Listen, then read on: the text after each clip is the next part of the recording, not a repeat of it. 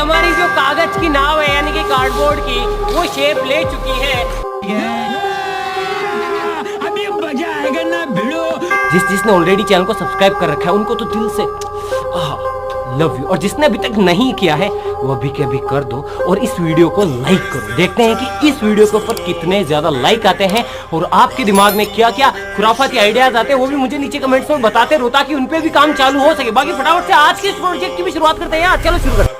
कहाँ ढूंढोगे शहर में कब आधी रात।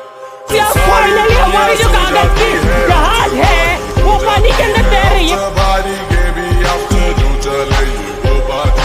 यार यकीन नहीं हो रहा, बचपन का सपना आज पूरा हुआ है।